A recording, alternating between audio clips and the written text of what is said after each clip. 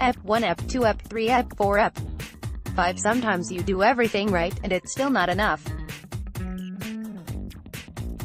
Nate Orchard spent the past 3 seasons as a role player for the Browns, but the defensive end knew he needed a big effort in last Thursday's preseason finale to convince his coaches he should be part of Cleveland's future.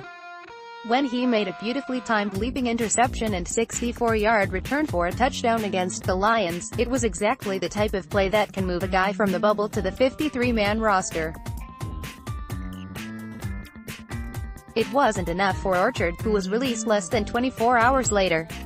This is the part of the business that's tough. It's part of life, Orchard says while cleaning out his locker during the season finale of Hard Knocks. You just got to bounce back when you get knocked down like this. Orchard was far from alone, as teams across the league trimmed down their rosters ahead of the start of another season.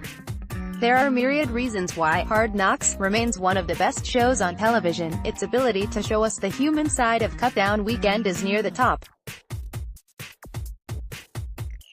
You feel for everyone involved with the process, the coaches who have to make the decisions, the front office officials. In Cleveland, it's assistant general manager Elliot Wolf, tasked with making the phone call, the players who have their dreams dashed, and the families who ride the emotional roller coaster with them. Tight end Devin Cahuste was the underdog star of this season of Hard Knocks, but being a premium cable darling won't guarantee you a roster spot. His final preseason performance included a 41-yard catch and run, but coach Hugh Jackson also remarked during the game that Cahuste had committed multiple holding penalties. It was an ominous comment, and sure enough, Cahuste was released on the same day as Orchard. Cahuste breaks the news gently to his father, Gregory, who's back home in Long Island and staring down the possibility of another heart surgery. The father-son bond is one of the more affecting storylines in the show's history, and it's a great moment to see Devin keep Gregory's spirits up despite the setback. So I got released, however, this is how it works before your face drops in 2 pieces, Devin explains during a FaceTime call. Hey, don't worry about it. Other teams can pick me up or claim me. Both Orchard or Cahuste remain free agents, their professional careers existing in a state of limbo. The goal now is to end up like Carl Nassib, another Browns bubble player who was released but quickly scooped up by another team. Carl's new Bucs teammates will benefit from his incredible financial acumen. This is not the glamorous side of professional football, but it's the world the large majority of players inhabit. Hard Knocks takes us on that journey. Extra points.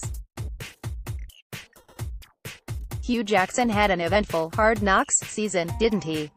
I'm curious if Browns fans feel better or worse about their head coach after these 5 episodes. Here's what you can't deny: Hugh is a true believer in the Browns and in himself. Honestly, he acts as if 0-16 and 1-31 never happened. Maybe that's the only way to move forward. Cleveland Browns win football games, Hugh tells his team, not giving a damn how easily that statement can be debunked. Everybody understand that? That's why you're in here. For no other reason other than that. That's why you're here. That's what it is. Myles Garrett sure seems like the real deal, both as a player and a teammate. The scene in which Garrett works with Orchard to improve his technique showcases the type of leadership the Browns desperately need following the retirement of stalwart left tackle Joe Thomas. Both Garrett and Baker Mayfield appear to be the right guys to lead this franchise in a new direction. I think I have no choice but to give Hard Knocks 13 MVP to offensive line coach Bob Wiley. He's America's incorrigible uncle. You guys don't want real jobs, Wiley helpfully explains. Having a real job is not good. You want these jobs, where you put the name on the back of your shirt. Bob Wiley, America I one half S sweetheart. Your trophy is in the mail, Bob, congrats. I loved the following exchange between offensive coordinator Todd Haley and defensive coordinator Greg Williams. Deadpan, I'm beginning to find out you have no life outside of this. None, GW, after a couple beats. I got a little bit.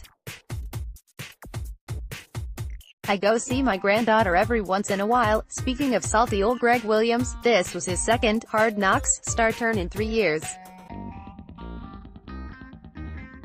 When you add in the all-or-nothing coverage of the 2016 Rams, that's 3 major NFL Films productions in 3 years.